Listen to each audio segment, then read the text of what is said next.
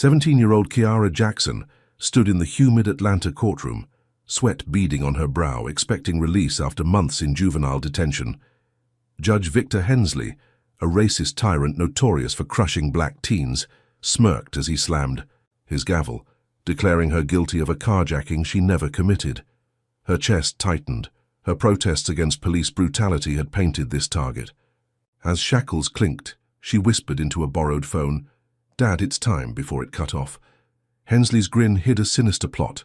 What would her desperate call unleash?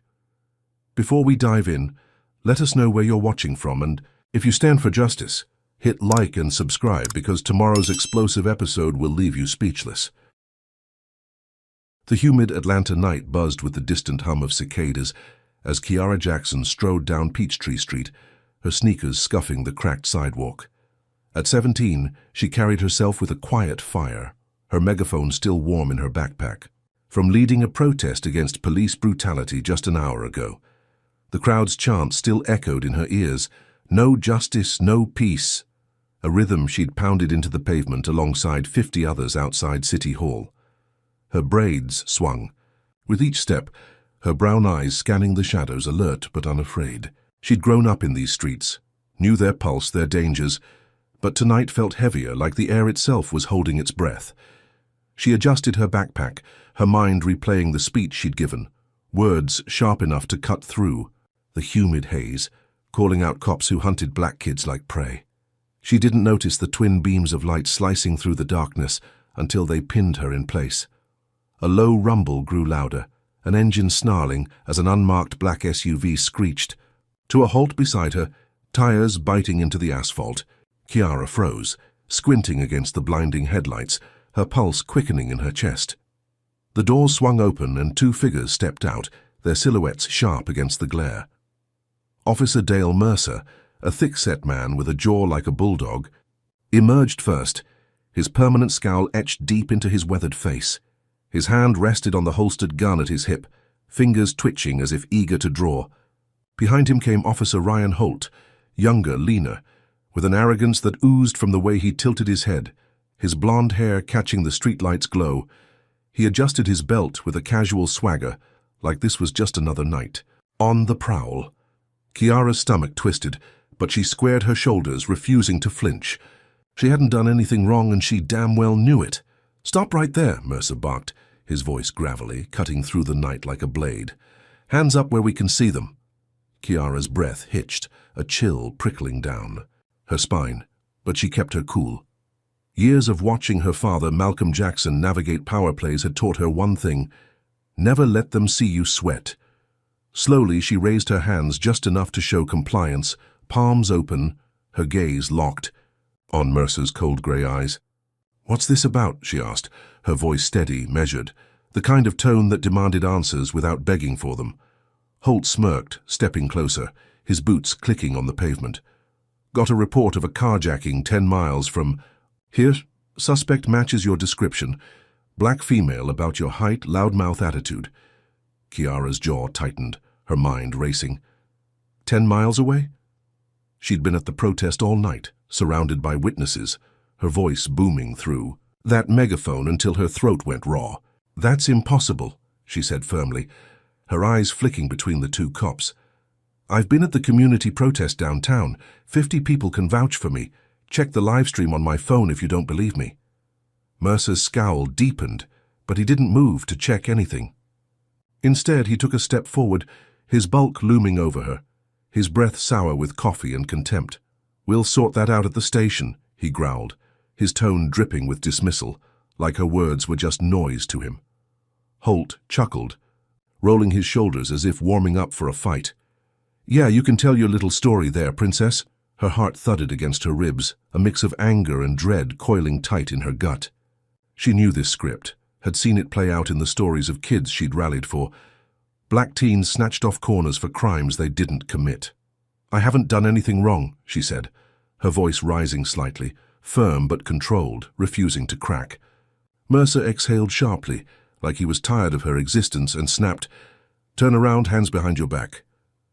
Kiara's breath caught, her body tensing as she took a half step back, instinct screaming at her to run. "I have the right she started, but before she could finish, Mercer lunged, his meaty hand clamping around her wrist like a vice. He yanked her arm back with a force that made her gasp, twisting it until her shoulder burned. Cold metal snapped around her wrists, the cuffs biting into her skin as Holt stepped in, his smirk widening. "You can call whoever you want after booking," he said, his voice mockingly sweet, like he was doing her a favor. Kiara's mind screamed, her pulse hammering in her ears, but she bit down hard on her lip, forcing herself to stay calm. "Don't resist," she told herself, the words a mantra drilled into her by every elder she'd ever known. "Don't give them a reason. Survive this." But as Mercer shoved her toward the SUV, something clicked in her brain. This wasn't random. The way Holt's hand lingered on her shoulder, the way Mercer's eyes glinted with something darker than duty. It felt personal, planned. She stumbled as Mercer pushed her again, her sneakers scraping the pavement, and then she felt it. A faint clink as Holt slipped something into her jacket pocket. She twisted her head, catching a glimpse of his hand pulling back, a glint of metal disappearing into the fabric. A key, a car key, small and silver, its edges sharp against her side through the thin cotton. Her stomach dropped like a stone. "What the hell was that?" she demanded, her voice sharp now, cutting through the humid air. Holt's smirk didn't falter, but his eyes narrowed, a flicker of warning in them. "Shut up," Mercer snapped, slamming the SUV door open and shoving her inside. The leather seat was sticky against her back, the air inside thick with the scent of sweat and stale cigarettes. She twisted, her cuffed hands pressing against the key in her pocket, her mind racing to piece it together. Planted evidence. They were framing her right here, right now, and she had no way to stop it. The ride to Fulton County Juvenile Center blurred into a haze of flashing streetlights and the crackle of the police radio spitting static. Kiara stared out the tinted window, her reflection a ghostly smear against the glass, watching the city roll by like it didn't care she was being stolen from it. Her chest ached with every breath, fear clawing at her insides, but she kept her face blank, her jaw locked tight. She wouldn't give them the satisfaction of seeing her break. Mercer drove in silence, his knuckles white on the wheel, while Holt hummed a tune under his breath, some old country song that grated on her nerves. The radio buzzed with codes she couldn't decipher, but one phrase stuck out. Suspect secured. Secured. Like she was a wild animal they'd finally caged. The SUV jolted to a stop outside the juvenile center, a squat concrete fortress ringed with razor wire that glinted under floodlights. The gates groaned open, swallowing them whole as gravel crunched beneath the tires. Kiara's heart pounded harder as Mercer yanked her out, her feet hitting the ground with a thud. The night air was cooler here, sharp with the tang of rust and despair, but it did nothing to ease the heat rising in her chest. A figure waited by the entrance, arms folded, his silhouette lean and menacing against the harsh light. The intake guard, a wiry man with a buzz cut and a sneer that curled his lip, stepped forward as Mercer handed over a thin stack of paperwork. No questions, no glance at her. Just a slow nod like this was routine, like she was nothing more than a number to punch into a log. The guard's eyes flicked to her at last, his sneer widening as he took her in, her braids, her dark skin, the defiance still burning in her stare. "Another loudmouth," he muttered, loud enough for her to hear, his voice dripping with contempt. Kiara's hands clenched into fists behind her back, the cuffs cutting deeper, but she didn't respond. She couldn't. Not yet. Mercer shoved her forward, his grip bruising her arm, and she stumbled toward the entrance, the key in her pocket a silent weight she couldn't shake. As the heavy steel door loomed ahead, she realized this wasn't just a bad night. This was a setup, a trap snapping shut around her, and she had no idea how deep it went. The door clanged behind her, locking her in, and the sound echoed in her bones like a promise of worse to come. The steel door of Fulton County Juvenile Center slammed shut behind Kiara Jackson, the clang reverberating through the concrete corridor like a death knell. The air inside was thick, stale with the scent of sweat and mold, pressing against her lungs as she stumbled forward, shoved by a guard's rough hand. Sergeant Lila Voss, a woman with a face carved from stone and eyes that glinted with cold amusement, gripped Kiara's arm, her nails digging into the flesh. "Move it, fresh meat," Voss snapped, her voice a low growl that echoed off the walls. Chiara's wrists ached from the cuffs, now removed, but the sting of her arrest still burned hotter than the bruises forming on her skin. What kind of place was this? Could a single night really strip away everything she'd fought for on those Atlanta streets? Voss pushed her into a dimly lit cell block, the flickering fluorescent lights casting jagged shadows across the floor. 3 girls lounged on metal bunks, their eyes snapping to Chiara like wolves spotting prey. The tallest, a wiry figure with a shaved head and a scar slicing her cheek, stood up, cracking her knuckles. "Well, look at this," she sneered, her voice dripping with mockery. Preacher's pet finally landed in the cage.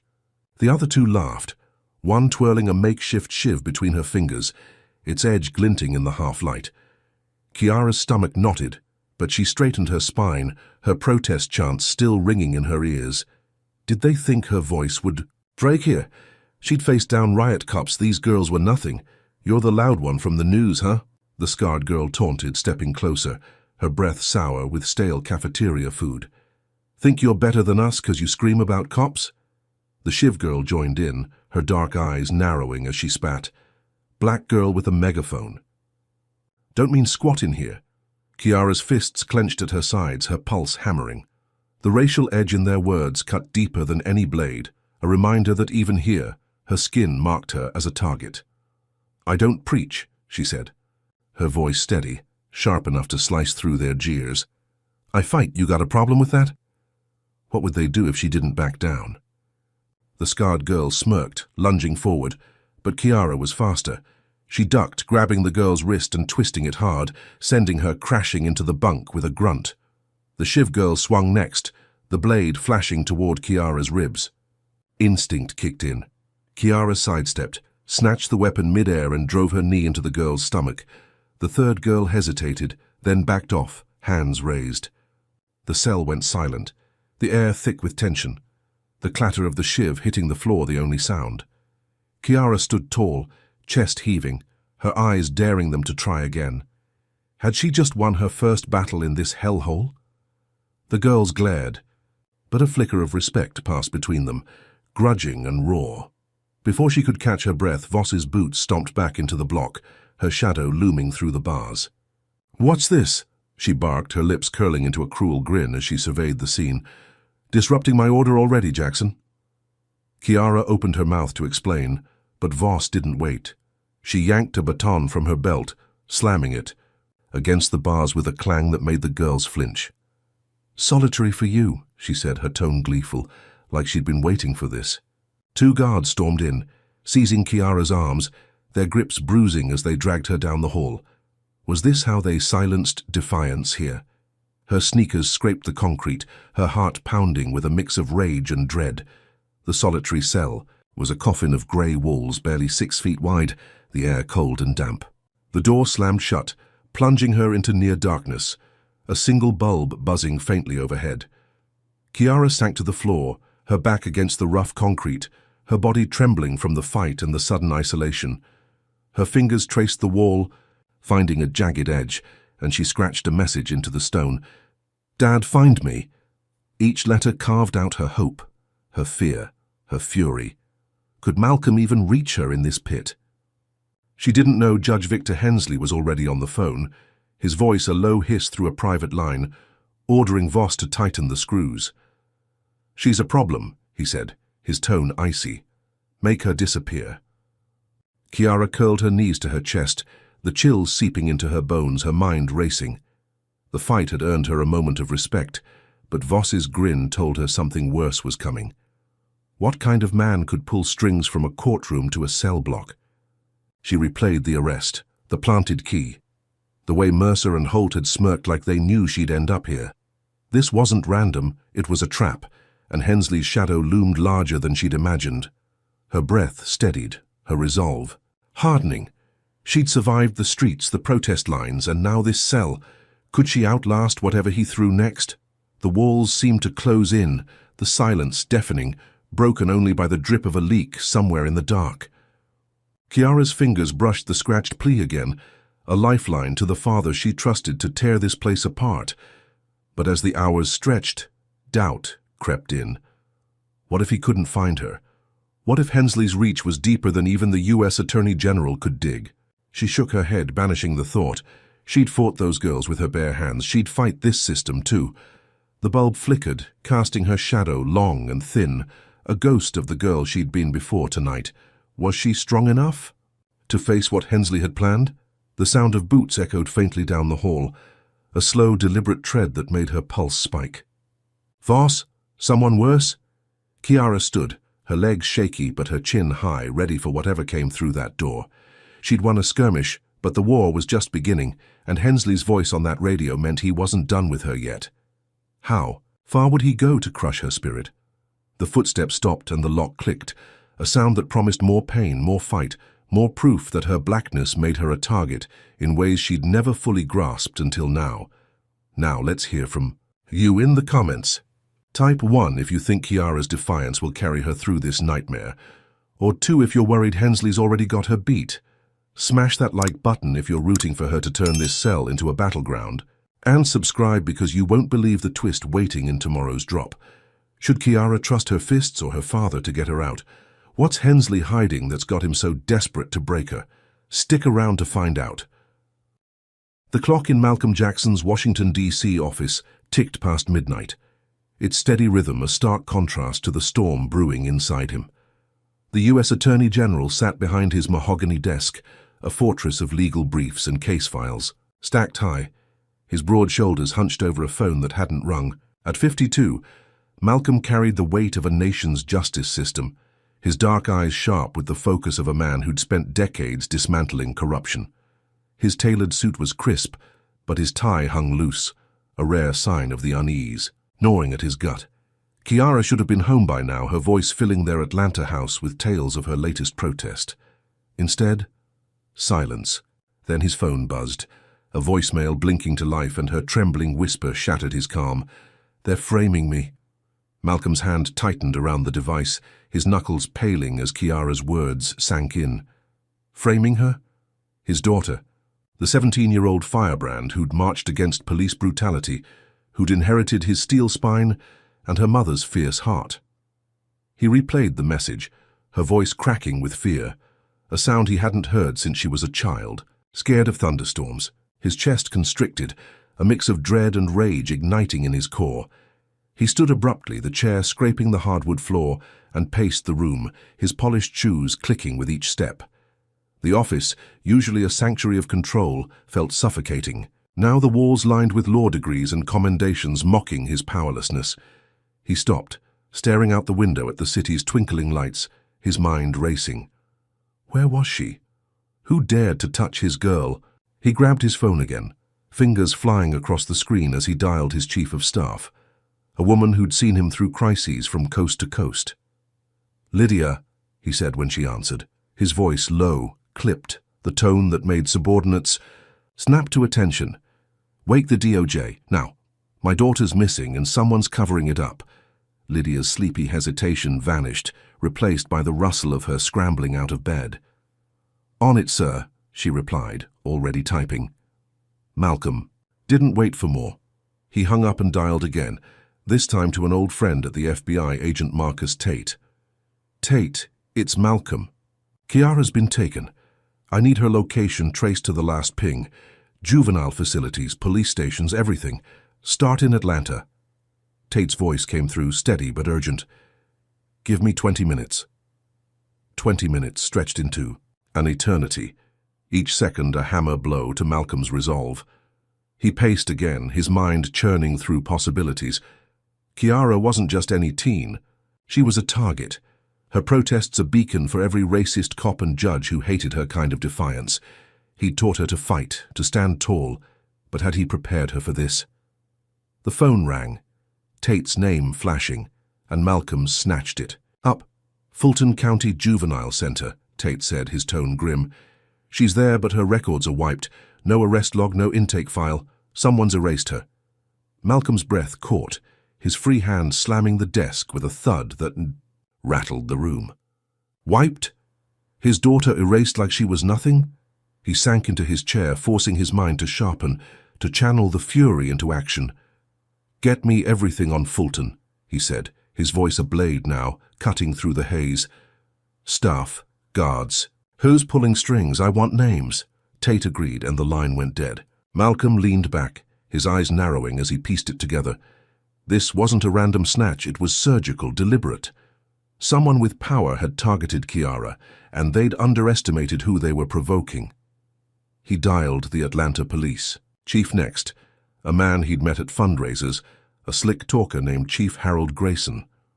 "Grayson," Malcolm said when the call connected, his tone deceptively calm.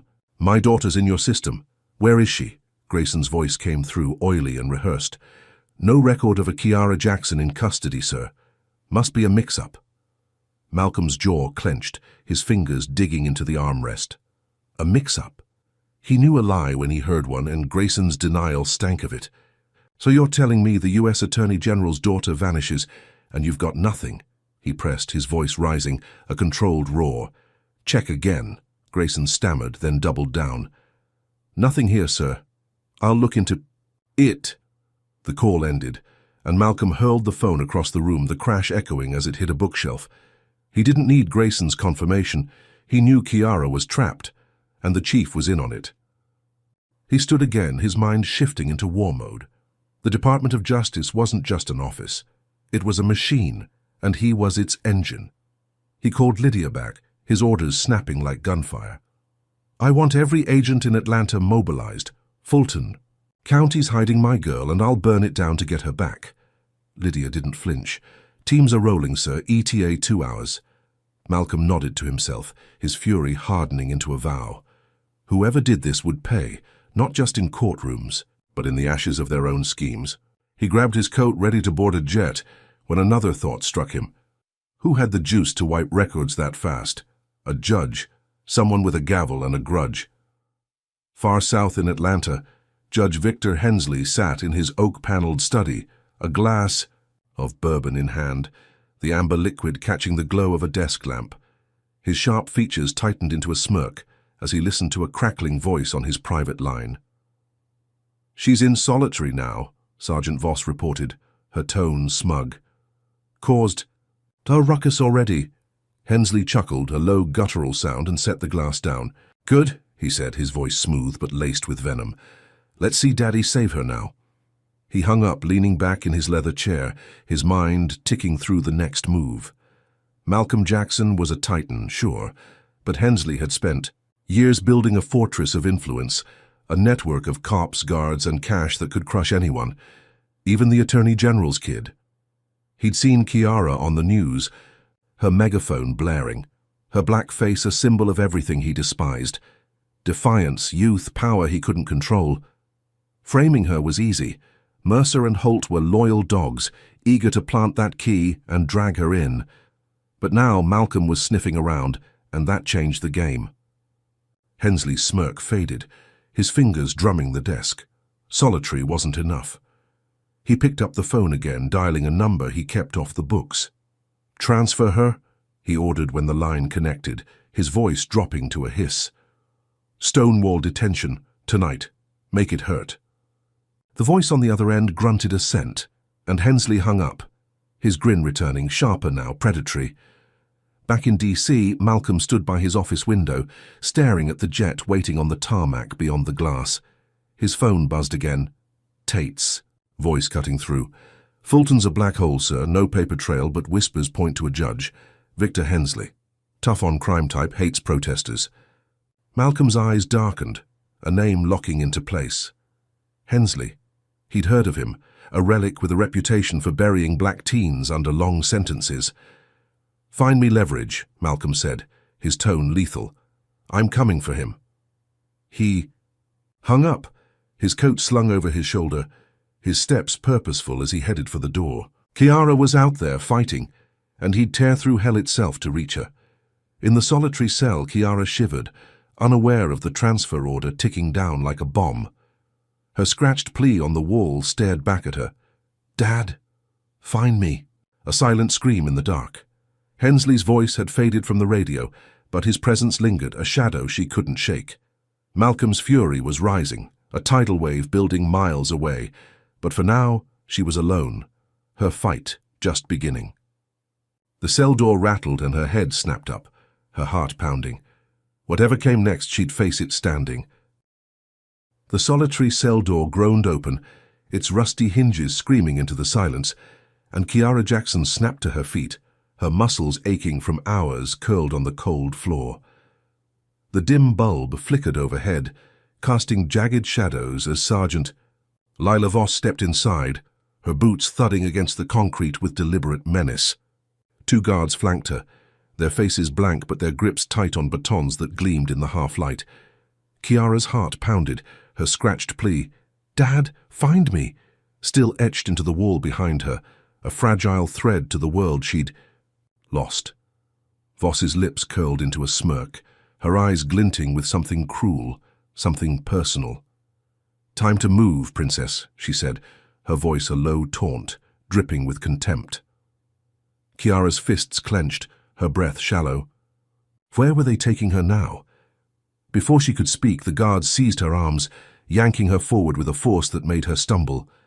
Her sneakers squeaked against the slick floor as they dragged her down the hall, Voss leading the way like a hunter herding prey. The air grew colder, thicker, the corridor narrowing into a tunnel of grey despair. They stopped at a rusted gate, and Voss barked an order. "Strip her shoes. Contraband." Kiara's stomach twisted as a guard knelt, tearing her sneakers off. Her feet, the laces snapping under his rough hands. She stood barefoot, the icy concrete biting into her soles, her jaw locked tight to hide the shiver running up her spine. Was this punishment for fighting back or something worse? They shoved her into a waiting van, its engine rumbling like a beast ready to pounce. The interior stank of rust and gasoline, the metal bench freezing against her thighs as the doors slammed shut. Kiara's bare feet pressed against the gritty floor, her toes curling as the van lurched forward, tires crunching over gravel. Through a barred window, she glimpsed Fulton County Juvenile Center shrinking into the night, its floodlights fading into the Georgia darkness. The guards sat silent, their eyes avoiding hers, but Voss rode up front, her silhouette sharp against the dashboard glow. Kiara's mind raced. Why the rush? Why the secrecy? She didn't know they were speeding toward Stonewall Detention, a rural hellhole 50 miles away, a place Judge Victor Hensley had handpicked to break her. The van jolted. To a stop after an hour, the doors flying open to reveal a fortress of crumbling brick and twisted barbed wire. Stonewall loomed under a moonless sky, its walls stained with decades of neglect, its air thick with the tang of damp earth and despair. Kiara stepped out, the gravel slicing into her bare feet, each step a stab of pain, as Voss shoved her toward the entrance.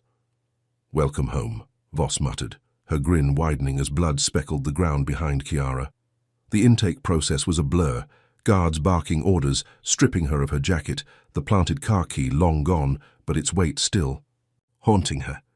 They tossed her an orange jumpsuit, its fabric rough as burlap, and locked her into a cell block that reeked of mildew and violence. The dormitory was a jungle of metal bunks and hardened eyes, inmates sprawled across thin mattresses, their faces etched with scars and silent fury. These weren't the girls from Fulton. These were survivors of Hensley's wrath, black and brown teens sentenced to rot for petty crimes or no crimes at all. The door clanged shut, and the room turned on her, a dozen pairs of eyes narrowing. A hulking girl with a shaved head and a tattooed neck stepped forward, her voice a low growl. "New meat, huh? Think you're tough 'cause you're black and loud?" The others circled, their laughter sharp, racial slurs spitting from their lips like venom. Kiara's pulse spiked, her body tensing. Could she fight her way out of this? "Two." Before she could answer, the tattooed girl swung a fist aiming for Kiara's jaw. She ducked, years of dodging trouble on Atlanta streets kicking in, and slammed her elbow into the girl's ribs. A crack echoed as the girl staggered, but 2 more lunged, one grabbing Kiara's braids, the other driving a knee into her side. Pain exploded through her, blood filling her mouth as she bit her tongue, but she twisted free, smashing her fist into the second girl's nose. Cartilage crunched, and the girl howled, stumbling back, blood streaming down her face. The others hesitated, circling tighter, their shouts a chaotic roar of hate. Kiara stood her ground, chest heaving, her bare feet slick with sweat and gravel dust. Had she bought herself a moment to breathe? The answer came fast. A sharp buzz cut through the noise and Voss stormed in, her taser crackling with blue sparks. "Enough!" she bellowed, but her eyes locked on Chiara, not the attackers. The taser jabbed into Chiara's shoulder, electricity, searing through her, dropping her to her knees with a gasp. Her vision blurred, her body convulsing as Voss loomed over her, smirking. "You don't learn, do you?" she said, her voice a cruel purr. The other girls backed off, their laughter fading into silence as Chiara crumpled, her cheek pressed to the filthy floor. She fought to stay conscious, her mind clinging to a flicker of hope. Was this the end of her fight? Then she heard it, faint but unmistakable, a crackle from Voss's radio. A voice, smooth and cold, cut through the static. "She's still breathing, Voss. Silence her. Permanently." Chiara's blood ran cold, her eyes widening as she recognized the tone, though not the name. Hensley. The judge who'd sentenced her, who'd framed her, now wanted her dead. Voss clicked the radio off, her grin twisting into something feral, as she hauled Chiara up by the arm. "You heard the man," she whispered, her breath hot against Chiara's ear. The guards dragged her to a corner, slamming her against the wall, her head ringing from the impact. She slid down, blood trickling from her lip, her body screaming in protest. Could anyone save her from this? The cell block fell silent, the inmates, watching with hollow stares, their defiance snuffed out by the reality of Stonewall. Chiara's vision swam, but she forced her eyes open, her mind racing. Hensley's order echoed in her skull, a death sentence delivered over a radio wave. She'd survived Fulton, fought off the girls here, but this was different. This was a judge, a man with power beyond these walls, turning her into a ghost before she could even scream. Her bare feet curled against the floor, her hands trembling, as she wiped blood from her chin. She'd thought Fulton was hell, but Stonewall was a grave, and Hensley was digging it deeper with every breath she took. Let's hear your take in the comments. Drop a 1 if you think Chiara's got the grit to survive Hensley's kill order, or a 2 if you're betting this place breaks her. Hit that like button if you're raging at how far this racist judge will go to crush her, and subscribe, because tomorrow's drop will blow your mind. Can Chiara claw her way out of this death trap, or is Hensley's next move already checkmate? What's it going to take to stop a man who'd kill a teen to keep his secrets? Stay tuned to find out. Chiara Jackson slumped against the cold concrete wall of Stonewall Detention's cell block, her bare feet numb on the gritty floor, blood crusting on her split lip. The echoes of the beating still rang in her ears, the inmates' racial slurs, Sarah's bitter sting that lingered longer than the bruises blooming across her ribs. Her shoulder throbbed where Voss's taser had bitten, her body a map of pain, but her eyes stayed sharp, scanning the shadows for the next threat. Hensley's voice on the radio, silence her permanently, looped in her mind, a death knell she couldn't shake. The air was thick with mildew and menace, the other girls' hollow stares a silent testament to this place's power to crush. Then a soft shuffle broke the quiet, a figure slipping through the bunks toward her. Tasha Reed was small, barely 15, her frame frail under the oversized orange jumpsuit, her short braids framing a face too young for the hardness in her eyes. She crouched beside Chiara, her movements quick, cautious like a bird ready to bolt. "You're the one from the protests, right?" Tasha whispered, her voice a thread of sound barely audible over the drip of a leak somewhere in the dark. Chiara nodded, wincing as the motion tugged at her bruised jaw. Tasha glanced over her shoulder, then slipped a battered burner phone from her sleeve, its cracked screen glowing faintly. "I've got family outside," she said, pressing it into Chiara's trembling hand.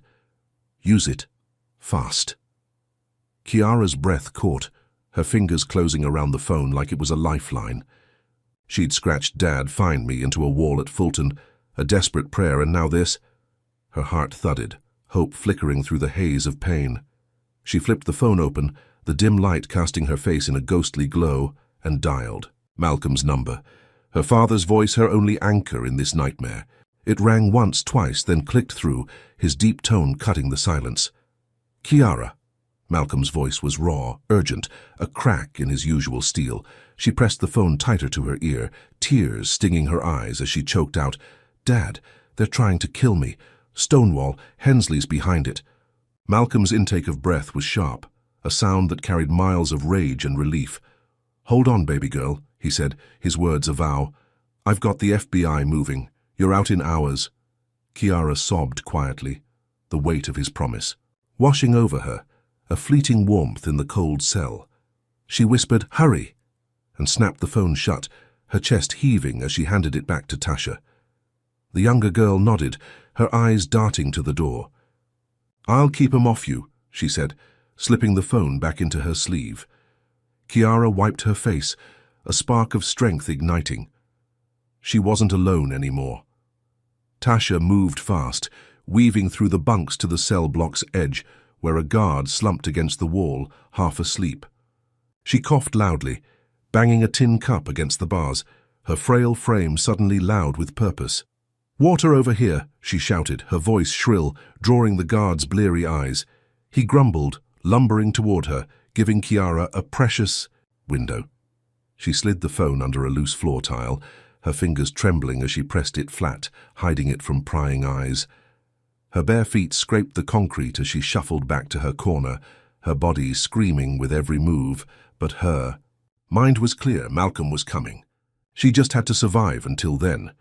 The cell block stirred, the other girls shifting on their bunks, their murmurs a low hum of suspicion.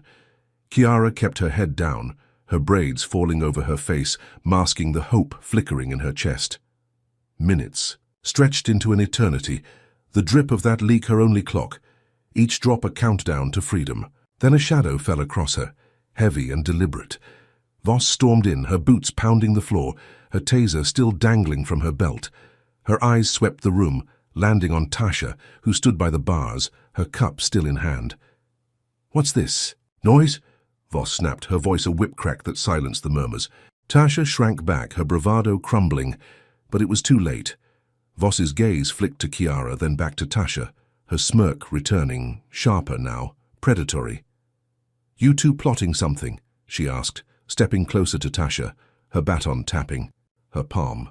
Kiara's stomach knotted, her breath shallow as she watched, helpless. Tasha shook her head, stammering, "Just thirsty," but Voss wasn't buying it. She grabbed Tasha's arm, yanking her forward, and slammed her against the bars with a thud that echoed through the block. "Liar!" Voss hissed, her free hand ripping the sleeve back, exposing the phone's hiding spot. It wasn't there, but the damage was done. Voss spun on Kiara, her eyes blazing with fury. "Where is it?" she roared, storming over and hauling Kiara up by the collar. Kiara's feet dangled, her toes brushing the floor, pain flaring through her battered body. She didn't answer, her jaw locked tight, defiance burning in her stare. Voss snarled, dropping her and kicking her hard in the ribs. Kiara crumpled, gasping, as Voss radioed in, her voice low, urgent. "She's got help. Found a phone." A crackle, then Hensley's smooth hiss came through. "No more games. Get the crew. Shank her in the showers. Now." Kiara's blood froze, her eyes widening as Voss cut the line, her grin twisting into something inhuman. The guards dragged Tasha away, her frail body limp as they beat her, fists thudding against flesh, her cries fading down the hall. Kiara tried to stand, to scream, but Voss pinned her down, her knee grinding into Kiara's spine. "You're next," she whispered, her breath hot and sour. Minutes later, 3 inmates, a gang Hensley had bribed with extra rations, stormed in, their eyes cold, their hands clutching shivs carved from broken bed frames. They hauled Kiara to the showers, the tiles slick with grime, the air heavy with steam and dread. She fought, kicking and clawing, her bare feet slipping as she dodged the first blade, its edge slicing the air an inch from her throat. Blood pooled on the floor as a second shiv grazed her arm, a shallow cut that burned like fire. Kiara grabbed, a rusty pipe from the wall swinging it hard, cracking one girl's wrist with a snap that echoed through the steam. The others lunged, but she rolled, slamming into a corner, her chest heaving, her vision spotting black. She was alive, barely, her body a wreck of cuts and bruises, her hope shredded as Voss watched from the doorway, laughing softly. Hensley's order had failed, but only just. The gang backed off, their shivs dripping, their payment secure. Kiara slid down the wall, blood mixing with water, her sobs silent as the steam swallowed her. Malcolm's promise was hours away, and she was running out of time. The steam in Stonewall Detention's showers clung to Kiara Jackson like a shroud, the air thick with the stench of rust and blood. She slumped against the tiled wall, her bare feet slick on the wet floor, her arms stinging from the shallow shiv, cut that oozed red into the drain. Her chest heaved, each breath a rasp of pain from bruised ribs, her body a battlefield of cuts and exhaustion. The gang Hensley had bribed stood back, their shivs still dripping, their eyes cold as they retreated. Into the haze, Sergeant Lila Voss lingered in the doorway, her silhouette a dark omen, her soft laugh fading as she turned away. Kiara's hope hung by a thread, Malcolm's promise of rescue hours away, but the clock was ticking faster than her father could. Run! Outside, the Georgia night buzzed with a different energy, the thrum of helicopter blades slicing through the darkness. Malcolm Jackson stood in the belly of a black FBI chopper, his coat flapping in the wind, his jaw set like iron as the rural landscape blurred below. The call from Kiara had lit a fuse in him, her sobbed plea, "They're trying to kill me," replaying in his skull like a war drum. He gripped the radio, his voice barking over the static to Agent Marcus Tate, who rode shotgun with a SWAT team on the ground. "Stonewall's compromised," Malcolm said, his tone lethal. "Hensley's got her marked. Breach it now." Tate's reply crackled back, firm and focused. "5 minutes out, sir. We're locked and loaded." The chopper descended, its spotlight cutting through the trees, pinning Stonewall's barbed wire crown in a harsh white glare. Malcolm's boots hit the dirt as the SWAT team fanned out, rifles raised, their black vests glinting under the floodlights. He stormed forward, his presence a tidal wave. The U.S. Attorney General turned avenging father. The facility's gates loomed ahead, rusted and defiant, but Malcolm didn't slow. "Open it or we blow it," he shouted, his voice carrying over. The roar of engines and the crunch of boots on gravel. A guard hesitated, then scrambled to obey. The gate groaning wide as the team surged in, guns drawn, a wall of force crashing into Hensley's domain. Inside, Kiara heard the commotion first, a distant rumble that vibrated through the concrete, a flicker of life in the dead air. She dragged herself up, her legs trembling, her bare feet leaving bloody smears on the tile. The showers were empty now, the gang gone, but the echo of boots grew louder, a rhythm that matched her racing pulse. She stumbled to the door, peering through the steam, her heart leaping as black-clad figures burst into the cell block, their shouts sharp and commanding. "FBI, hands up!" Voss spun, her taser dropping as she raised her palms, her smirk wiped, clean by the sudden flood of authority. Malcolm pushed through, his eyes scanning the chaos, locking on Kiara as she limped into view. "Dad!" she croaked, her voice raw, her braids matted with sweat and blood. He ran to her, his arms wrapping around her battered frame, pulling her close as she sank against him, her sobs muffled in his coat. "I've got you," he whispered, his voice breaking, relief flooding through him like a dam burst. She smiled, weak but real, tasting freedom in the warmth of his grip, the sting of her wounds fading under his strength. The agents moved fast, cuffing Voss, clearing the block, their radios buzzing with orders. Kiara's legs buckled, but Malcolm held her up, guiding her toward the exit, the night air beckoning beyond the steel doors. Then it happened. A crack split the air, a sniper's bullet slicing through the chaos, grazing Kiara's arm with a hot streak of pain. She gasped, stumbling as blood welled fresh, her eyes wide with shock. Malcolm spun, shielding her, his roar drowned by the thunder of gunfire erupting around them. From the rooftop, shadows moved, a militia of racist ex-cops Hensley had hired, their rifles flashing in the dark. Bullets pinged off concrete, agents diving for cover as the raid turned into a war zone. Malcolm dragged Kiara behind a bunk, his hand pressing her wound, his face a mask of fury. "Stay down," he shouted, drawing a pistol from his coat, a side of him she'd never seen. The SWAT team returned fire, muzzle flashes lighting the block like a storm. But the militia was relentless, their aim precise, their hatred a fuel Hensley had stoked for years. A grenade rolled in, its hiss a death knell as it exploded near. The gate, metal shards tearing through the air. The blast shook the walls, collapsing the exit in a heap of twisted steel and dust, trapping Kiara inside. Malcolm lunged for her, but an agent tackled him back, dragging him toward a side door as bullets rained down.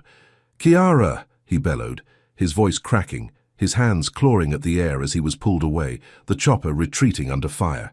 Kiara coughed through the smoke, her ears ringing, her body pinned by debris. She crawled free, her arm bleeding, her bare feet scraping jagged rubble. The agents were gone, Malcolm's shouts fading into the night, leaving her alone in the wreckage. Then a voice boomed over a loudspeaker, Hensley's smooth drawl cutting through the chaos. "She's mine," he said, his tone icy, triumphant, a promise that chilled her to the bone. The militia advanced, their boots crunching closer, their silhouettes looming through the haze. Kiara's heart sank, her brief taste of freedom slipping away like sand through her fingers. Hensley's grip tightening even as Malcolm fought to reach her. She pressed herself against a shattered bunk, her breath shallow, her mind racing. The raid had failed, her father torn from her, and Hensley's hired guns were closing in. Her arm throbbed, her body screamed, but her eyes burned with defiance. She'd survived the showers, the shivs, the beatings. She'd survived this too. The loudspeaker crackled again, Hensley's voice a taunt. "No one's coming, Jackson. You're finished." She clenched her fists, blood dripping onto the floor, her resolve hardening. He thought he'd won, but she wasn't done fighting. The militia's shadows grew larger, their rifles glinting, and she braced herself for the next blow. Her father's promise now a distant echo in a night turned to hell. Drop a 1 in the comments if you think Malcolm's raid should have taken Hensley down right there, or a 2 if you're shocked this racist judge has a whole militia on speed dial. Smash that like button if you're screaming at how close Kiara got to freedom, and subscribe because tomorrow's twist will flip everything you thought you knew.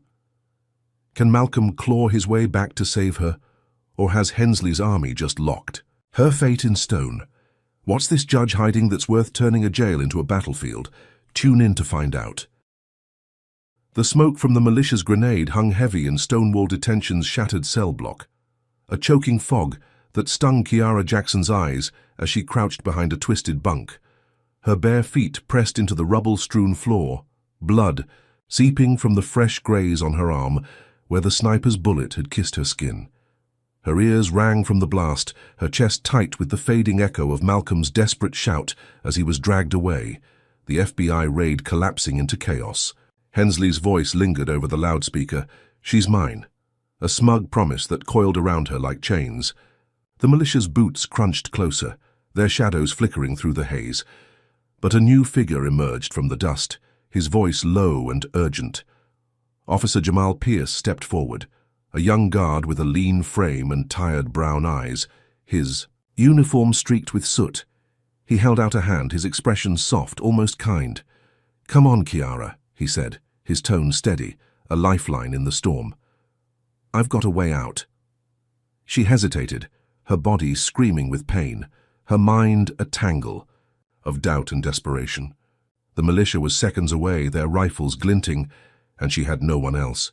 She nodded, wincing as she took his hand, his grip firm but gentle as he pulled her up. "I hate Hensley too," he whispered, leading her through a side corridor. Away from the gunfire's roar, her heart thudded, a fragile hope blooming. Could she trust him? Jamal moved fast, his flashlight cutting through the dark as they slipped past broken walls and flickering lights, the sounds of chaos fading behind them. He stopped at a storage room, its door rusted and ajar, and ushered her inside. The space was cramped, piled with moldy blankets and dented lockers, the air thick with dust. "Stay here," he said, kneeling to bandage her arm with a strip of cloth torn from his sleeve. His fingers worked quickly, his touch careful, and Kiara's shoulders relaxed, her breath steadying. "I'll get you past the gates," he promised, his eyes meeting hers, a flicker of sincerity she clung to. She nodded again, her voice a rasp. "Thank you." He stood, stepping to a locker, and pulled out a spare uniform, tossing it to her. "Put this on, disguise'll buy us time." Kiara slipped into the oversized shirt, the fabric rough against her cuts, her bare feet still exposed, but her hope growing. Jamal checked his watch, then cracked the door, peering out. Path's clear, we move now.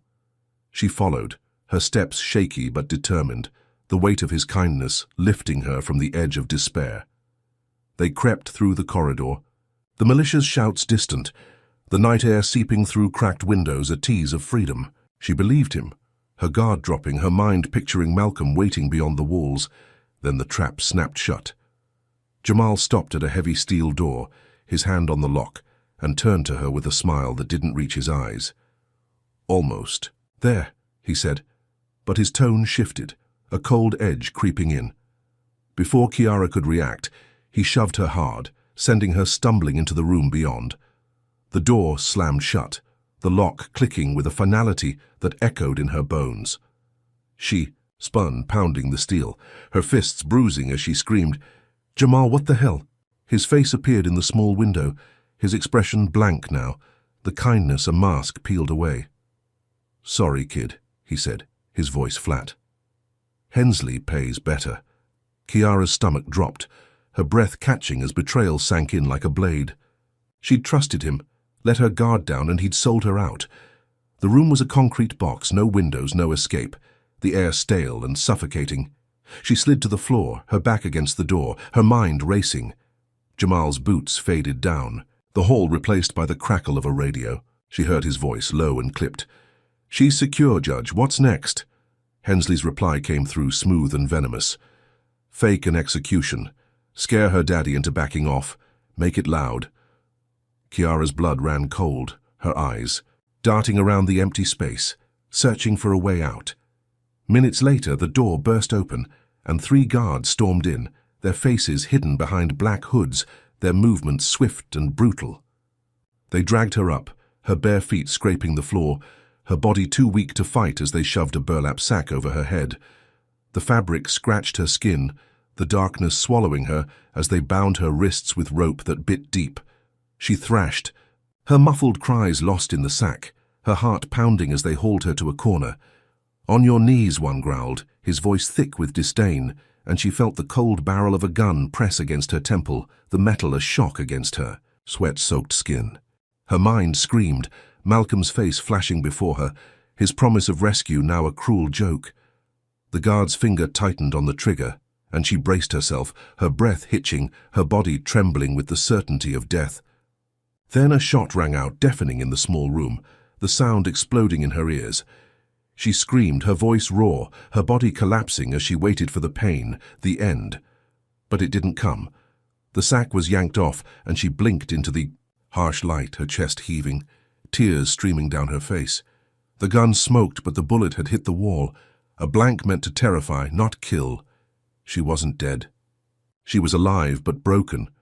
The guards stepped back, their hoods still on, their laughter a low rumble as Hensley's voice crackled through a hidden mic in the ceiling. "Feel that, Jackson?" he said, his tone gleeful, sadistic. "That's what happens when you think you're untouchable. Tell your father to drop it, or next time it's real." Kiara's sobs choked her, her hands shaking as the rope fell away, her body curling into itself on the floor. The guards left, the door locking behind them, leaving her in the silence, the echo of that blank shot ringing in her skull. Jamal's. Betrayal burned hotter than the gun's barrel, a wound deeper than any shiv could cut. She rocked back and forth, her bare feet tucked under her, blood and tears mixing on the concrete. Hensley had turned her trust into a weapon, a fake execution to shatter her spirit, to scare Malcolm into retreat. Her father's raid had failed, her ally had stabbed her in the back, and now she was a pawn in a game she barely understood. The day. Mick buzzed again, Hensley's chuckle a dagger in the dark. "Sleep tight, princess, we're just getting started." Kiara wiped her face, her sobs fading into a ragged breath, her defiance flickering back to life. He'd broken her trust, but not her will. She'd survive this somehow, even if it killed her. The concrete box in Stonewall Detention pulsed with silence, the echo of the blank gunshot still ringing in Kiara Jackson's ears as she sat crumpled on the floor. Her wrists burned from the rope marks, her bare feet curled beneath her, blood and tears staining the cold stone. Hensley's voice lingered through the hidden mic. "Tell your father to drop it, or next time it's real." A cruel taunt that gnawed at her resolve. Jamal's betrayal stung worse than the fake execution, his false kindness a blade twisted deep. She wiped her face, her sobs fading into a ragged breath, her defiance flickering back like a flame refusing to die. She'd heard Jamal's call, to Hensley through the steel door, his words a lifeline. Fake and execution scare her daddy. Could she turn that slip into her escape? Kiara's eyes darted to the room, searching for anything, her mind racing despite the exhaustion dragging at her bones. A bent spoon lay in the corner, discarded among the dust, its edge dulled but sharp enough. She crawled to it, her arm throbbing. From the sniper's graze, her fingers trembling as she clutched it like a prize. The door's lock was old, rusted, a weak point in Hensley's fortress. She wedged the spoon into the keyhole, twisting it with shaky precision, her breath hitching, as metal scraped metal. Minutes stretched, sweat beading on her brow, until a soft click broke the silence. The door creaked open, a sliver of freedom in the dark. Had she just outsmarted them? She slipped into the corridor, her bare feet silent on the gritty floor, the air thick with the tang of rust and despair.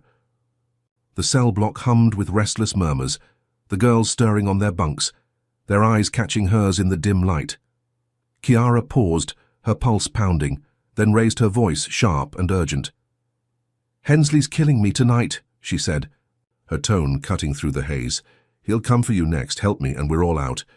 The tattooed girl from the shower fight stood, her broken nose still swollen, her gaze hard but curious. "You got a plan, Loudmouth?" she asked, stepping closer. Kiara nodded, her chest tight. "Riot! Now!" The block erupted, girls leaping. From their bunks, their shouts a chaotic roar as they grabbed anything, spoons, broken bed slats, fists. The tattooed girl smashed a chair against the bars, the crack echoing like a war cry, and others joined, a tide of rage crashing against. The guards' control. Kiara led them, her voice hoarse but fierce, directing the chaos toward a side gate she'd glimpsed during the transfer. A guard lunged, his baton swinging, but she dodged, slamming the spoon into his knee, dropping him with a howl. The gate loomed ahead, rusted and weak, and the girls rammed it, metal groaning under their weight until it burst open with a shriek. Kiara bolted through, the night air hitting her like a shock, cool and sharp against her sweat-soaked skin. The others followed, a ragged pack sprinting into the Georgia woods, their orange jumpsuits flashing in the moonlight. She ran, her bare feet pounding the earth, twigs snapping under her soles, her lungs burning with every breath. Freedom tasted real, the trees a shield from Hensley's grasp, her heart soaring as she imagined Malcolm's face when she reached him. She'd done it, turned betrayal into a breakout, her victory a middle finger to the judge who'd tried to bury her. Was this her moment to finally win? The woods thickened, pines towering overhead, their needles softening her steps, but a new sound pierced the night, a guttural baying that froze her blood. Dogs. Hensley's militia emerged from the shadows, their flashlights slashing through the dark, their hounds snarling on leashes, teeth glinting in the moonlight. Kiara spun, shouting, "I'm scatter!" But it was too late. The dogs lunged, one clamping onto her leg, its jaws tearing through muscle with a sickening crunch. She screamed, falling hard, the ground rushing up as pain exploded through her, blood soaking the dirt. The other girls scattered, their cries fading into the trees, leaving her alone. The militia closed in, ex-cops with weathered faces and racist sneers, their rifles trained on her as the dog released its grip, its muzzle wet with her blood. Kiara clawed at the earth, dragging herself toward a tree, her leg useless, her breath ragged. A man with a scarred cheek kicked her down, his boot grinding into her back, pinning her as she gasped. "Got her," he radioed, his voice smug, and Hensley's reply crackled back, cold and triumphant. "Bring her to the black site. She'll never see daylight." They hauled her up, her body limp, her leg a throbbing wreck, and dragged her through the woods, the trees blurring into a nightmare. The black site was a basement beneath an abandoned barn, its walls damp and streaked with mold, the air heavy with the stench of rot. They threw her down a rickety staircase, her body tumbling, hitting each step with a thud that jolted her bones. She landed in a heap, her leg twisted beneath her, blood pooling on the cracked concrete. The door slammed shut above, plunging her into darkness, the only light a faint red glow from a flickering bulb. Footsteps descended, slow and deliberate, and Hensley emerged, his tailored suit pristine against the filth, his grin a slash of white in the gloom. "You thought you'd run?" he said, his voice smooth, venomous. "You're mine now." Chiara stared up at him, her chest heaving, pain and fury warring in her gut.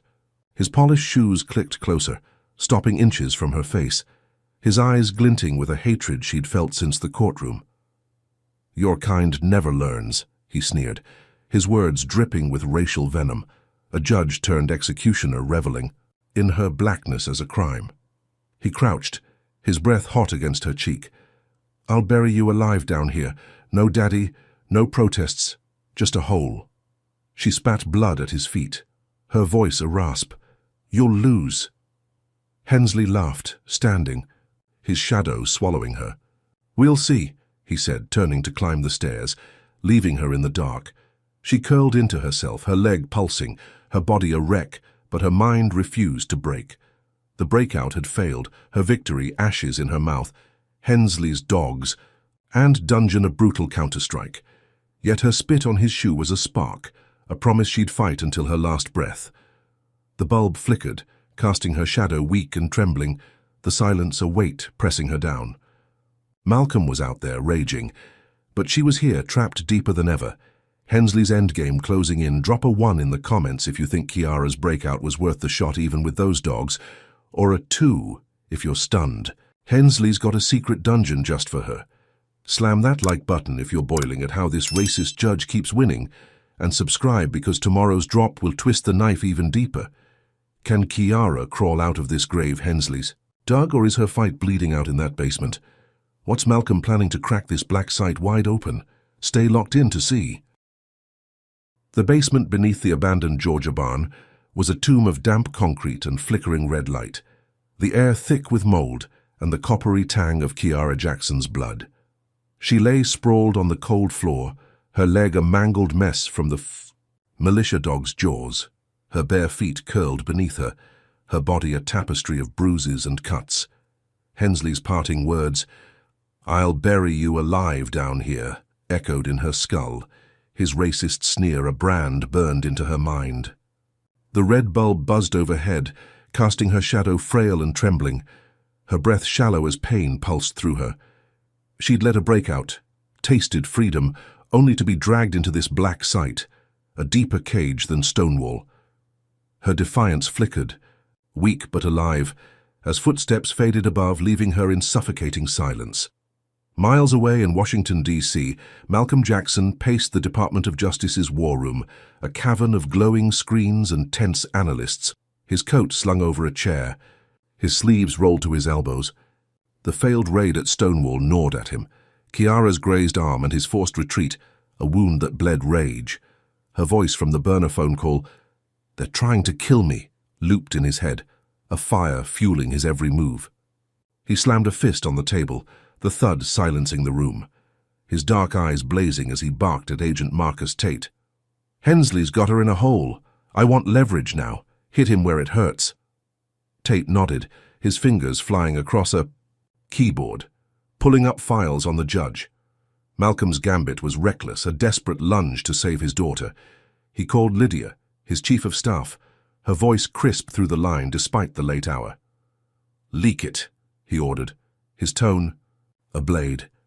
"Everything we've got on Hensley, corruption, payoffs, the works. Flood the press, I want the world screaming." Lydia hesitated, then agreed. "It's done, sir." Within hours, the story broke, a tidal wave crashing across screens nationwide. Breaking news flashed. Judge Victor Hensley tied to juvenile. Prison scandal. Headlines screaming of rigged cases, private detention kickbacks, and a black teen's framing. Protests erupted outside Stonewall, Atlanta's streets alive with chants. "Free Chiara," as Malcolm watched from D.C., his jaw tight, his hope pinned on the chaos. Back in the basement, Chiara stirred, the faint hum of a radio seeping through the ceiling, a guard's voice muttering about protests and heat. Her leg throbbed, but the words sparked something, a flicker of possibility. She dragged herself to a wall, her fingers clawing at the damp concrete, searching for a crack, a way to signal the world now roaring her name. The door creaked open, and 2 guards stormed in, their faces taut with panic. "Move her," one snapped, yanking her up, her legs screaming as they hauled her up the stairs. The protests had rattled Hensley, forcing her out of the black site, a fleeting win she clung to. Was Malcolm's plan working? They shoved her into a van, its engine growling as it sped through the night, gravel crunching under tires. Chiara slumped against the metal wall, her breath ragged, the faint hope of rescue warming her chest. The guards were silent, their grips less brutal, their eyes darting to the windows as if the world outside might crash in. She thought she'd won a reprieve, a crack in Hensley's armor, until the van screeched to a stop at Stonewall's gates, now ringed with protesters' flickering lights. The guards dragged her back inside, her leg dragging, her brief taste of movement crushed as they locked her in a cell, its bars rusted but unyielding. Then Hensley struck back, his counterblow swift and savage.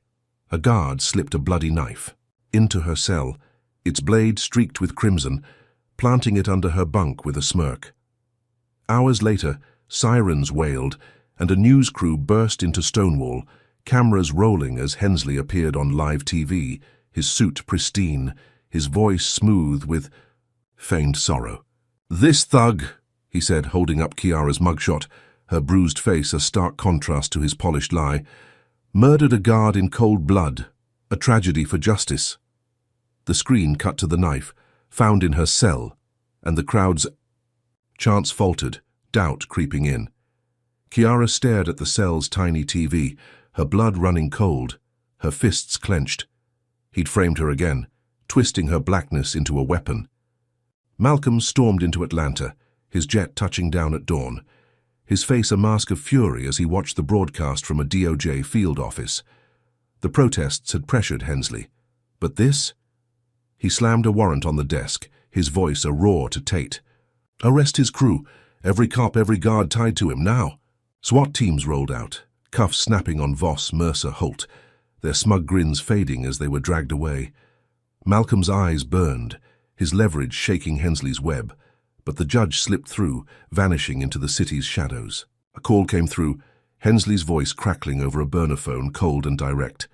"She dies tonight, Jackson. Back off or her blood's on you." Chiara sat shackled in her cell, the bloody knife gone, the TV still buzzing with Hensley's lie. Her leg pulsed, her body a wreck, but her mind raced, piecing together the guard's smirk, the planted blade, the judge's desperate play. The protests outside were a distant roar, Malcolm's work shaking the ground. But Hensley's threat loomed larger, a noose tightening around her neck. She banged on the bars, her voice hoarse, shouting to the empty block, "You won't win." A guard glanced her way, then turned, his silence a confirmation of the order she couldn't hear. Her hope faded, shackles biting her wrists, the weight of Hensley's counterstrike pressing her down. Malcolm stood in the field office, his hands clenched, the warrant's ink still wet as reports of Hensley's escape poured in. He'd hit, the judge hard, turned the world against him. But Chiara was still trapped, her life a bargaining chip in a game growing deadlier. He grabbed his phone, dialing Tate, his voice low, lethal. "Find him. I don't care how. He's not touching." Her again. Tate's reply was grim. "He's gone underground, sir. We're close, but not close enough." Malcolm's eyes darkened, his leverage a double-edged sword, the protests a shield that couldn't reach her in time. Hensley's voice echoed in his skull. "She dies. Tonight." A promise he couldn't unhear. In the cell, Chiara slumped against the bars, her breath shallow, her leg a throbbing anchor chaining her to despair. Malcolm's fight raged outside, but here she was alone. Hensley's lie painting her a murderer, his threat a shadow creeping closer. She traced a finger over the shackles, her defiance a whisper now, her body failing but her spirit clawing to hold on. The guard's footsteps returned, slow and heavy, a key jangling in the lock. She tensed, her eyes narrowing, ready for the next blow, knowing Hensley wouldn't stop until she was gone. The federal courthouse in Atlanta loomed like a monolith under a gray dawn sky, its marble steps slick with morning dew, as Malcolm Jackson stormed through the doors, his warrant clutched like a weapon. His coat flapped behind him, his face carved. From stone, The U.S. Attorney General, a force of nature driven by the image of Chiara shackled in Stonewall. Hensley's lie branding her a murderer on live TV. The protests outside roared, a sea of signs demanding, "Free Chiara!"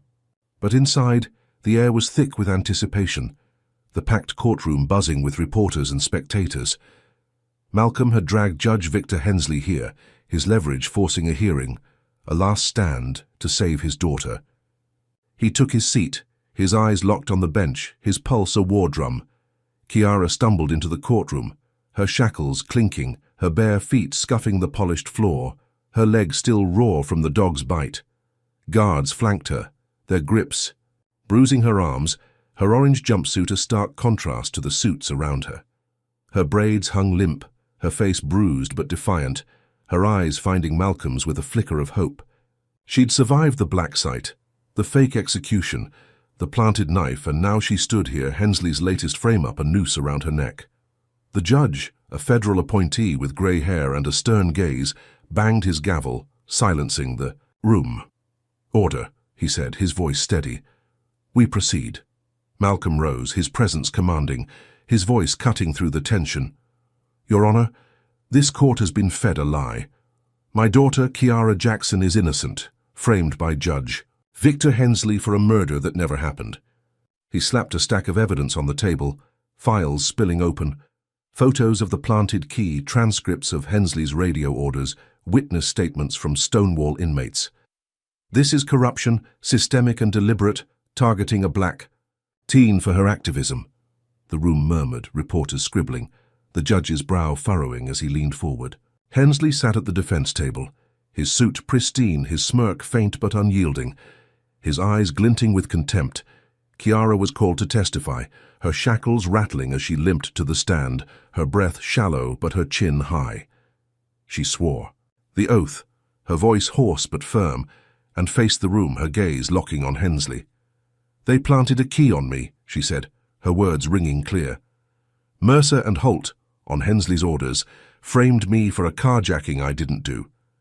Then, they faked an execution, put a gun to my head, shot a blank to scare my dad. Now this knife, another lie." She pointed at Hensley, her finger trembling but steady. "He's a racist who hates me for my skin, my voice, my father." The courtroom gasped, the judge's eyes narrowing, Hensley's smirk twitching. Malcolm stepped forward, presenting a recording, Nathan Grant's voice crackling through the speakers, a dead man's testimony from a leaked DOJ file. "Hensley rigs cases, targets black kids, gets paid by private prisons," Grant said, his voice shaky but damning. "I arrested Chiara knowing she was innocent. He ordered it." The room erupted, the judge banging his gavel, Hensley's face paling for a split second before hardening. Chiara's chest swelled, her truth cutting through the lies, the planted key and fake execution laid bare. The federal judge wavered, his pen pausing over his notes, the tide shifting. Had they finally cornered him? Then chaos exploded. The courtroom doors burst open, wood splintering as Hensley's militia stormed in. Ex-cops in tactical gear, their rifles roaring to life. Bullets tore through the air, two jurors crumpling in their seats, blood splattering the oak paneling. As screams filled the room, Chiara dove under the witness stand, her shackles clanging, her heart pounding as glass shattered and bodies hit the floor. Malcolm lunged for her, his pistol drawn, firing back as he shielded her, his coat stained with the juror's blood. "Stay down!" he shouted, his voice a lifeline in the madness. But the militia pressed forward, their gunfire relentless, a racist army Hensley had unleashed to silence her. Chiara's eyes darted, spotting a dead guard sprawled nearby, his gun inches from his limp hand. She crawled, her legs screaming, her shackles dragging as bullets pinged around her, and grabbed the weapon, its weight cold and heavy in her palms. A militiaman loomed over Malcolm, his rifle aimed, and Chiara didn't hesitate. She fired. The shot cracking through the din, the man's chest blooming red as he fell, his body thudding beside her father. Malcolm spun, his eyes wide, pride and fear flashing as he pulled her back under cover. The room was a war zone. Agents returning fire, spectators scrambling, the judge ducking behind his bench. Hensley seized the chaos, His smirk gone, his movement swift as he bolted from the defense table, shoving through the melee toward a side exit. He grabbed Kiara as he passed, his hand clamping her arm, yanking her from Malcolm's grasp with a force that tore a gasp from her throat. "You're my ticket out," he snarled, his gun jamming into her ribs, his breath hot against her ear. She twisted, her shackled hands clawing at him, but he dragged her through the door, the courtroom's screams fading as he hauled her into a narrow hall. Malcolm roared, "Kiara!" lunging after them, but a militia barrage pinned him back, bullets shredding the wall. The hall was dim, its carpet stained, its air thick with dust and gunpowder. Hensley shoved Kiara forward, his gun bruising her side, his eyes wild now, the polished judge unraveling into a cornered beast. "Move," he barked, his voice cracking, his grip iron as he pushed her toward a stairwell. Her leg buckled, blood seeping through her jumpsuit, but she stumbled on, her mind racing. She'd cleared her name, exposed his lies, and now he'd snatched her from victory, turning her win into a hostage nightmare. Her shackles clinked, a reminder of every trap he'd set, every blow he'd struck, all rooted in the hatred blazing in his stare. Malcolm fought through the courtroom, his pistol blazing, agents at his side as they cut down militiamen, their bodies piling in the chaos. He reached the hall, his breath ragged, his daughter's name a prayer on his lips as he saw the stairwell door swing shut.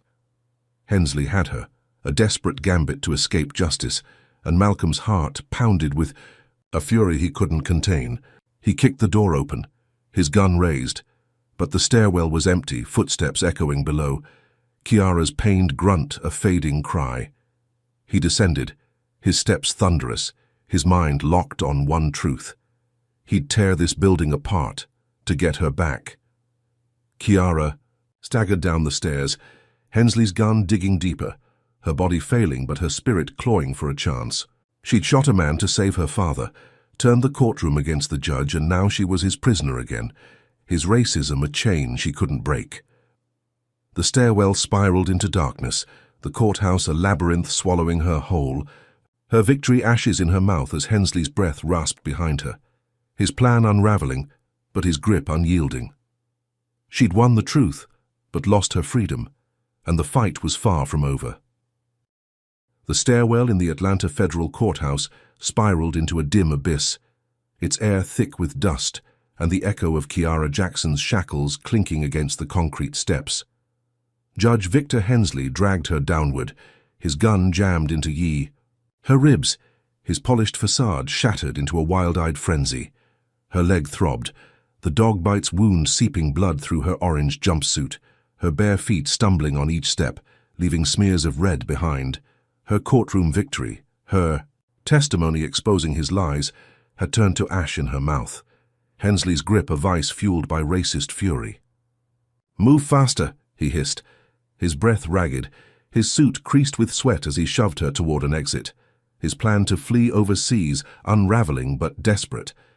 Kiara's chest heaved, pain lancing through her with every jolt, but her mind raced, searching for a crack in his control. She twisted, her shackled hands brushing his arm, and sank her teeth into his wrist, hard enough to taste blood.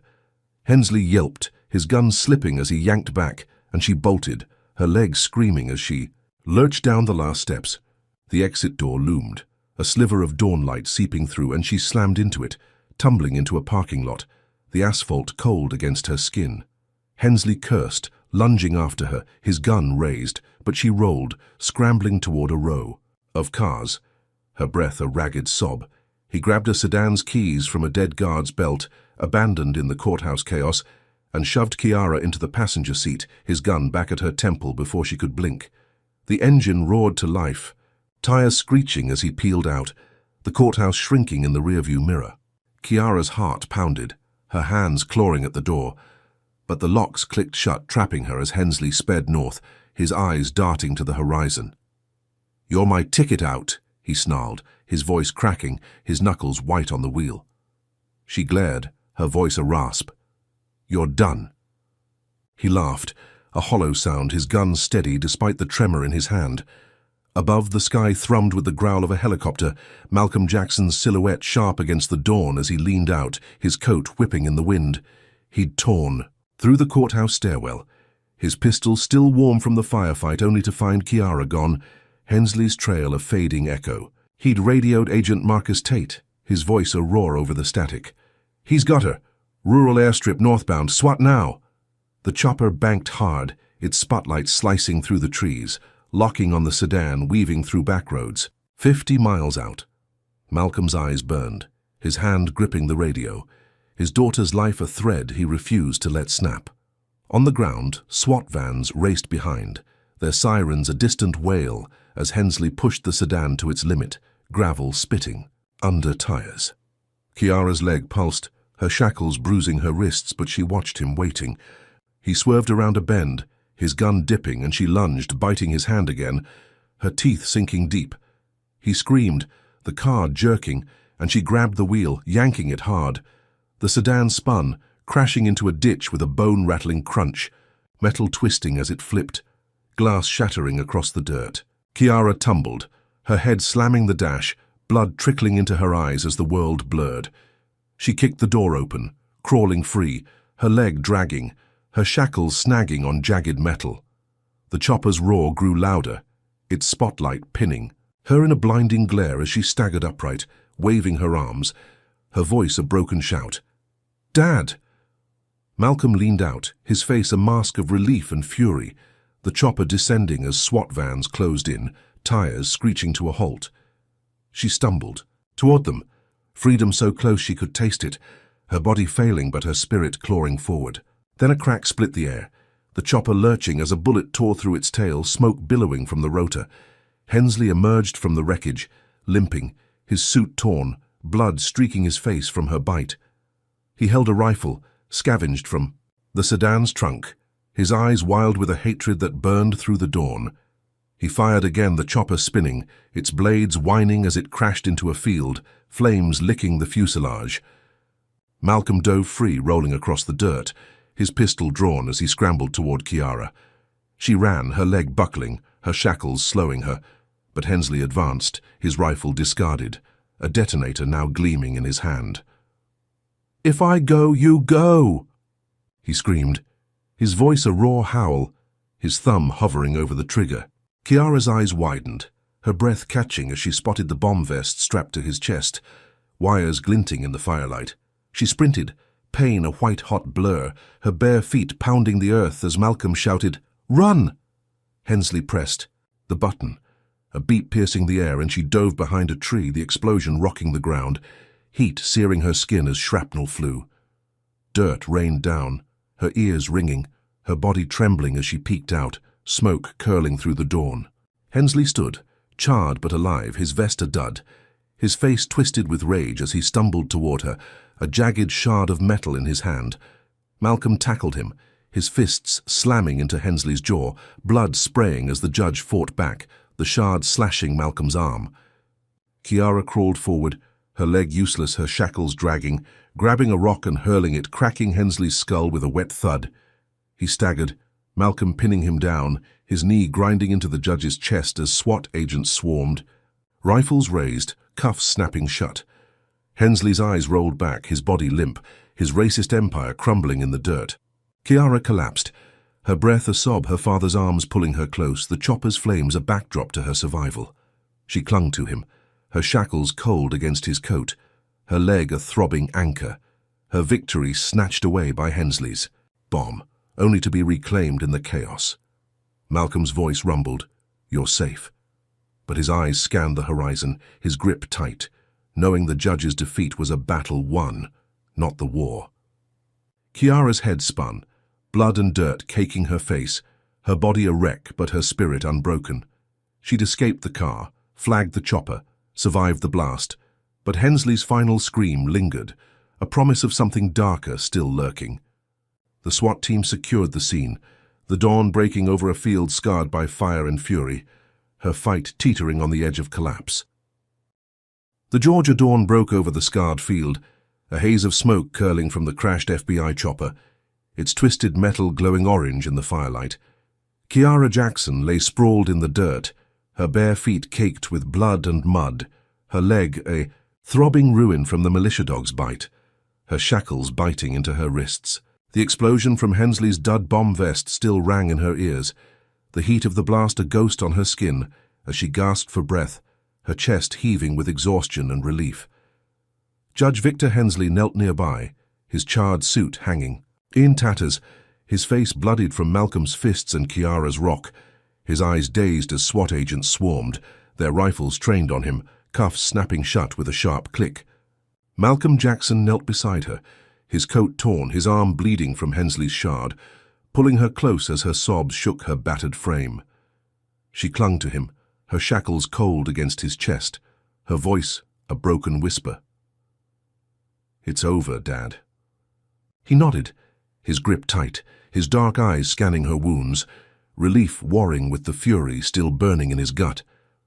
"You're safe now," he said, his tone steady but raw, the U.S. Attorney General reduced to a father cradling his daughter, in a war zone. The SWAT team moved with precision, hauling Hensley to his feet, his head lolling as they dragged him toward a van, his racist empire crumbling in the dawn's light. Kiara's leg pulsed, her body a wreck of cuts and bruises, but she'd survived her courtroom truth, her breakout, her fight in the chase, all leading to this moment. She'd won, hadn't she? Then a crack split the air, a single gunshot piercing, the morning calm, and Malcolm stiffened, his arms loosening around her. Blood bloomed on his chest, a dark stain spreading fast as he slumped forward, his breath hitching, his eyes wide with shock. Kiara screamed, her voice raw, her shackled, hands clawing at him as he fell, his weight pulling her down into the dirt. "Dad, no!" she shrieked, her fingers pressing the wound, blood seeping through her grip, warm and slick against her skin. His eyes met hers, a flicker of pride fading into pain, his hand trembling as it brushed her face. "Kiara," he gasped, his voice a thread snapping, and then he was still, his chest silent under her hands. Her world shattered, a sob tearing from her throat as she shook him, her bloodied hands slapping his face, begging him to move.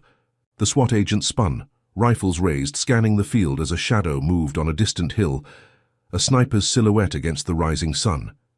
Kiara's eyes locked on it, her grief igniting into fury, her body trembling as she spotted a rifle, dropped by a fallen militiaman, its barrel glinting in the grass.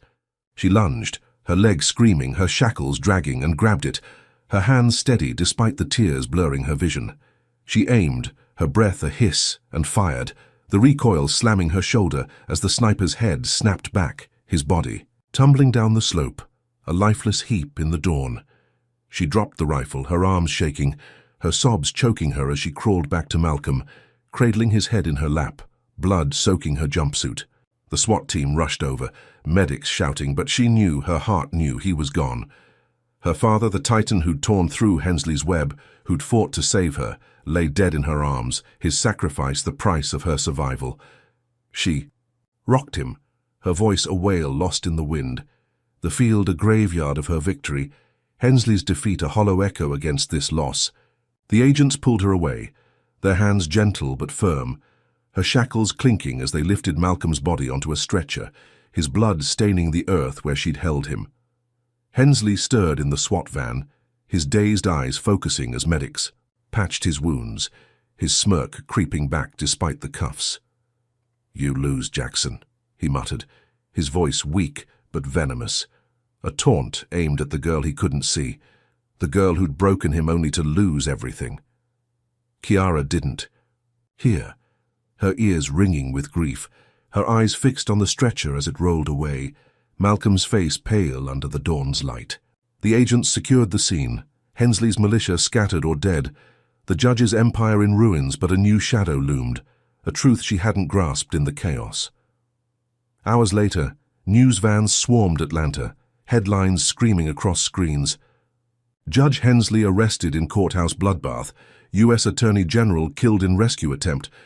But a quieter story broke, a leaked memo flashing on a DOJ screen in a field office, caught by a sharp-eyed analyst. "Hensley's a pawn," it read. A fragment from a private prison CEO, a name obscured but powerful, a figure who'd bankrolled the judge's schemes, who'd ordered the sniper when Hensley faltered. Kiara sat in a hospital room, her leg bandaged, her shackles gone, her eyes hollow as an agent slipped her the memo, his voice low. "This isn't over, Kiara. He was just the front. She stared at the paper, her hands trembling, Malcolm's blood still under her nails, the words a knife twisting in her gut. Hensley's defeat was a mirage, a victory snatched by a bigger foe, a shadow puppeteer who'd killed her father to protect a deeper empire. Her chest tightened, grief and rage warring as she crumpled the memo, her voice a whisper, fierce and unbroken. This isn't the end.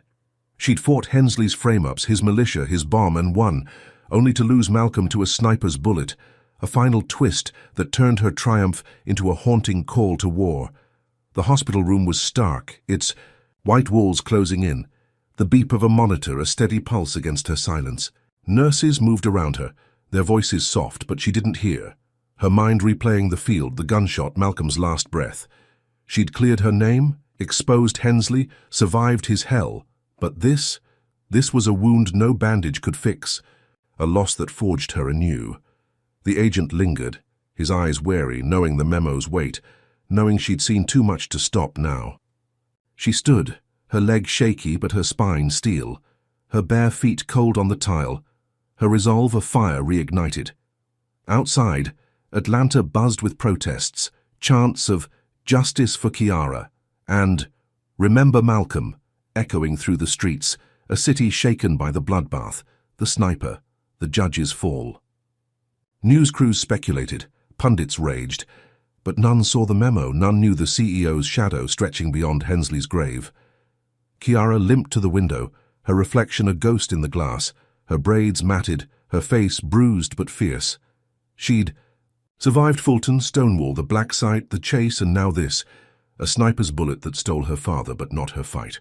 Hensley was cuffed, his empire dust, but the real villain roamed free, a faceless power she'd hunt with every breath left in her. She turned from the window, her hands clenching, her voice a vow to the empty room. "I'm coming for you." Malcolm's death was a spark, not an end, a sacrifice that lit a path she'd walk alone, her shackles gone but her chains forged anew. The hospital door creaked open, an agent with a file, his face grim. "We've got leads," he said. His words a lifeline she seized. She nodded, her eyes burning. Her grief a weapon now, her father's legacy a torch in her hands. The war wasn't over, it was just beginning, and she'd tear through the shadows to find the puppeteer, to finish what Malcolm started. The field faded into memory, the chopper's flames a scar on the earth, Hensley's cuffs a hollow victory against the sniper's truth. Kiara stood taller, her leg a limp but her spirit unbroken, the memo's weight a map to a fight bigger than she'd dreamed.